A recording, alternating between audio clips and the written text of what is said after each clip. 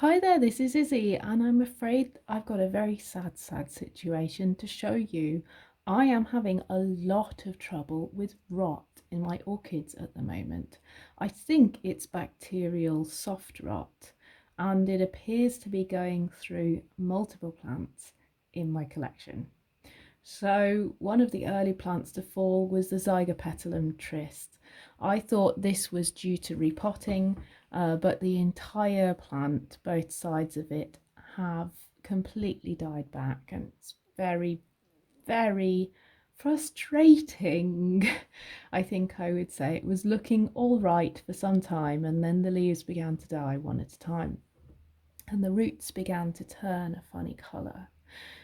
So I have also started to notice evidence of bacterial soft rot on other plants. So the Kamiyama Nishiki would be here if I remembered to bring it from the other room. Whoops, I'll pop a video of what it looks like at the minute on the screen. The Kamiyama Nishiki had a case of rot in the crown, and I separated off the kiki for the Kamiyama Nishiki, Neofinetia falcata, Kamiyama Nishiki, and I have kept the kiki separately.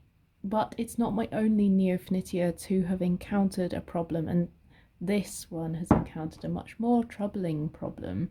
This is my Komachimusume, my larger one. And I noticed the start of some bacterial soft rot on the base leaf a couple of weeks ago. I chopped out that base leaf, I chopped off the next leaf as well, and I took off a root that was showing evidence of bacterial soft rot too, so it was starting to go a kind of watery brown colour down the roots. I took that out as well, but as you can see from the stem of this plant, it seems likely that this is now a systemic infection and that there's not a lot I can do about it. I am still isolating this plant, and I'm still keeping it water with lots of aeration and hoping that that improves matters. And I've put cinnamon as well on it, on the wounds. When I cut it open, I've got cinnamon on here to dry them out and be an antibacterial, but I have a feeling that plant won't make it. As a last-ditch attempt at saving it, I took off the kiki that it has and popped it in this water culture setup to try and induce it to grow roots. It doesn't have any, and it only has a couple of vaguely mature leaves, so I don't have the best hopes for that. But since then, I've also noticed on my noID Oncidium type that I split a few weeks ago that some of the growths that it's had since then have had signs of bacterial soft rot. So they've been starting to go kind of watery looking, almost translucent brown, and that's a bad sign. This one had a couple of growths on it that I've taken off that were showing those signs, and I've now separated this from my other orchids. We'll see how it goes. But it seems as though I'm having so many cases of soft rot that I really need to think about why.